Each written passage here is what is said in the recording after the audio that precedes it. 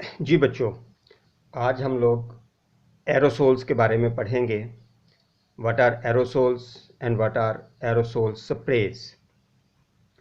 सबसे पहले ये देखते हैं कि एरोसोल्स क्या होते हैं।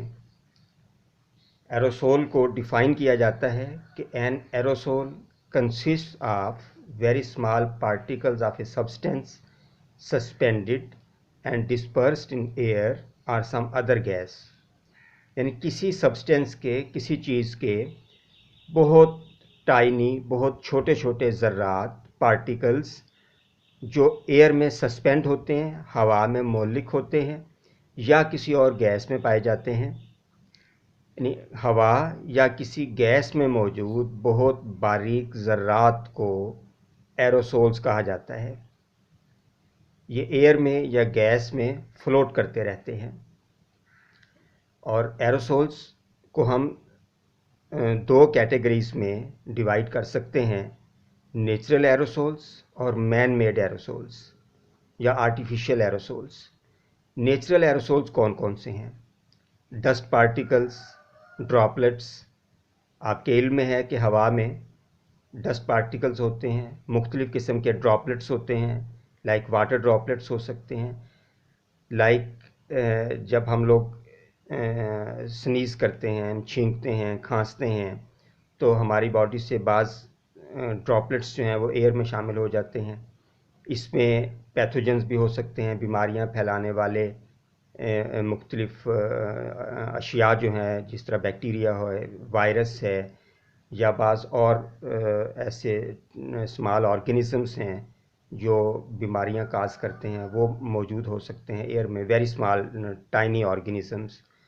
तो ये सब चीज़ें जो हैं ये बिहेव कर रही हैं नेचुरल एरोसोल्स के तौर पे। इसके अलावा आप देखिए, डेजर्ट्स में जब तूफ़ान आते हैं, तेज़ आंधियाँ आती हैं, तो उसमें सैंड जो है वो एयर में शामिल हो जाती है। तो सैंड के पार्टिकल्स जो हैं वो एरोसोल्स के तौर पे काम कर रहे हैं। इसी तरह साल्ट पार्टिकल्स हैं जो समुद्रों से और सहराओं से शामिल हो सकते हैं एयर में, ये भी नेचुरल एरोसोल्स हैं। और अगर कहीं वोल्केनिक इरप्शन होती है, आतिशफ़शानी का अमल होता है, तो उसके नतीजे में मुख्तलिफ़ किस्म के पार्टिकल्स जो हैं वो एयर में शामिल होके तो नेचुरल एरोसोल्स बनाते हैं।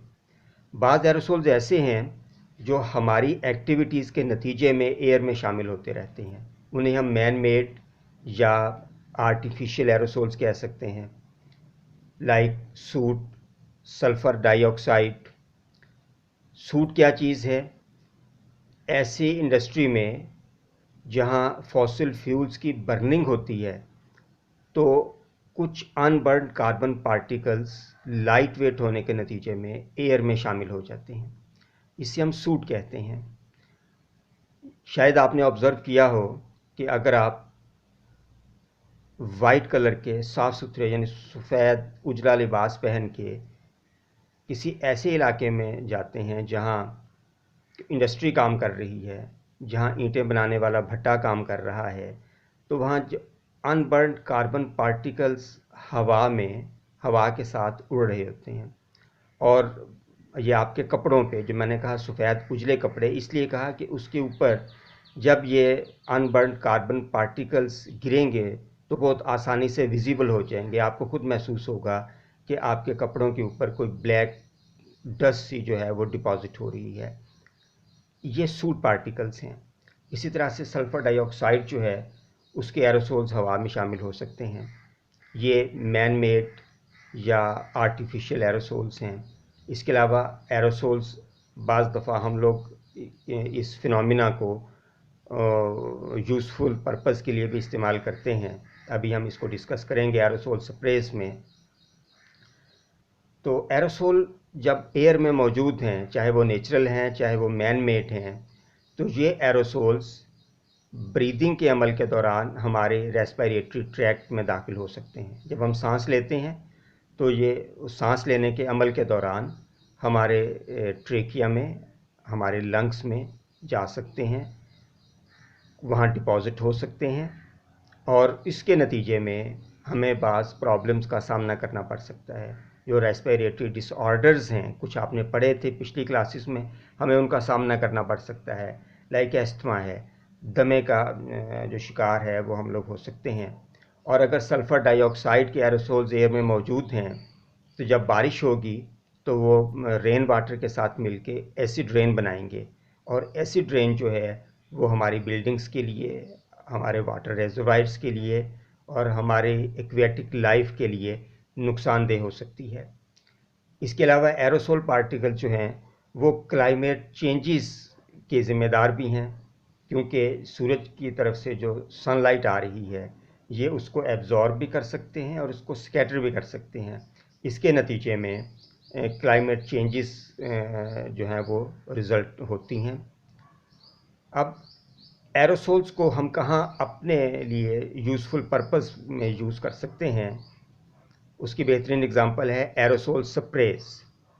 आपने देखा होगा कि बाज़ पेंट्स हैं जो हम स्प्रे की शक्ल में, वो पेंट्स में बॉटल्स में भी अवेलेबल हैं, प्लास्टिक इसकी मेटल की कैंस में अवेलेबल हैं, जस्ट लाइक आप कह लीजिए ये एयर फ्रेशनर्स होते हैं, डिओड्रेंट्स होते हैं उस तरह।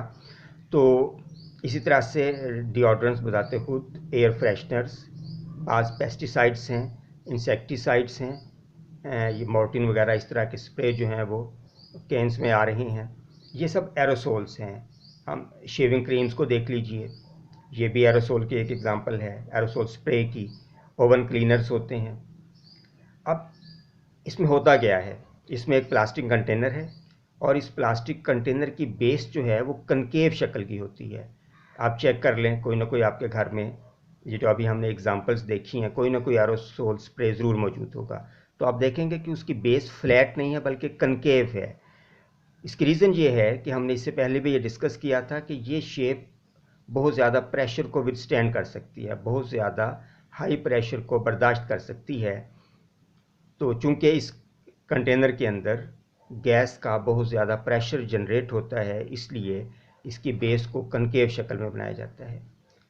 इसके अलावा बिल्कुल टॉप पे नोज़ल है, नोज़ल कनेक्ट है एक वेल्व के साथ, एक प्लंजर के साथ, और एक बहुत फाइन ट्यूबिंग है जो इस पूरी कैन में रन करती है और तकरीबन उसके बॉटम तक चली जाती है। ये इसका स्ट्रक्चर है एरोसोल स्प्रे का। अब इसमें वर्किंग कैसे होगी? एरोसोल स्प्रे के अंदर एक तो आप वो सब्सटेंस लेंगे जिसके आप एरोसोल्स बनाना चाह रहे हैं, जिसके आप पार्टिकल्स जो हैं वो बना के एयर में लाना चाह रहे हैं।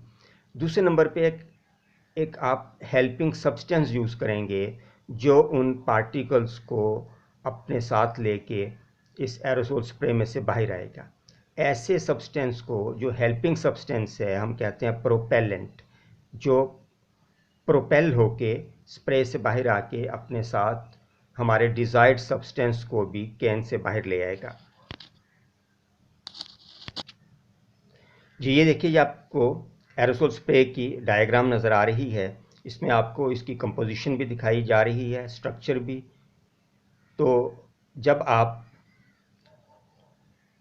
इसको प्लंजर को प्रेस करते हैं तो उस प्रेशर के नतीजे में प्रोपेलेंट जो है, प्रोपेलेंट के अंदर ये बात पाई जाती है कि जब वो कंटेनर से लीव करेगा तो वो गैशियस फॉर्म में आ जाएगा।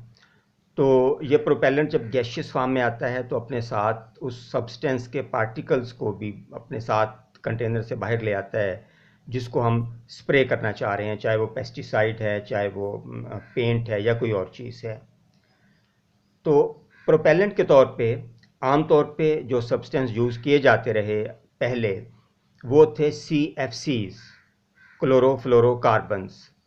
क्लोरोफ्लोरोकार्बन्स बहुत ज़्यादा यूज़ हुए हैं, लेकिन साइंटिस्ट ने ये डिस्कवर किया कि इन क्लोरोफ्लोरोकार्बन्स की वजह से हमारी ओजोन लेयर डैमेज हो रही है। आपने ओजोन लेयर के होल्स के बारे में पढ़ रखा है, सुना होगा। तो ये जो होल फार्मेशन है ओजोन लेयर में, इसके जो कंट्रीब्यूटिंग फैक्टर्स हैं उनमें से एक क्लोरोफ्लोरोकार्बन्स की बढ़ती हुई रेशो है हमारे एटमॉस्फेयर में। इस वजह से क्लोरोफ्लोरोकार्बन्स के इस्तेमाल को तकरीबन दुनिया के हर मुल्क ने बैन कर दिया, क्योंकि अगर ओजोन लेयर में होल्स बन जाएंगे तो सूरज से आने वाली अल्ट्रावायलेट रेज़ डायरेक्टली हम तक पहुंचेंगी, जिसकी वजह से मुख्तलिफ़ किस्म की skin disease including skin cancer और इसके अलावा बाज़ और प्रॉब्लम्स लाइक कैटरेक्ट, सफ़ेद मोतिया के बनने का जो अमल है, ये इनकी रेशो बढ़ती जा रही है। तो इस वजह से ये ज़रूरी है कि हम ओजोन लेयर जो है उसको डैमेज करने वाले फैक्टर्स को अवॉइड करें। लिहाजा क्लोरोफ्लोरोकार्बन्स के यूज़ को बैन कर दिया गया और अब इसकी बजाय कुछ और प्रोपेलेंट्स जो हैं वो यूज़ किए जा रहे हैं।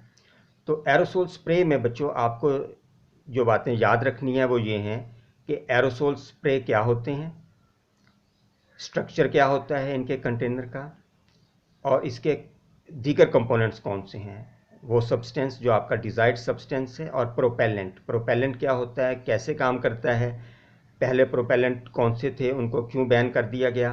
और एरोसोल्स में आपको ये पता होना चाहिए कि एरोसोल क्या है, एरोसोल्स की टाइप्स कौन कौन सी हैं, इनकी एग्जांपल्स क्या हैं, एरोसोल्स की सिग्निफिकेंस क्या है, ये हमारे लिए किस तरह से नुकसान का बायस है, और एरोसोल्स और ये फिनोमिना किस तरह हमारे लिए फ़ायदे का बायस है।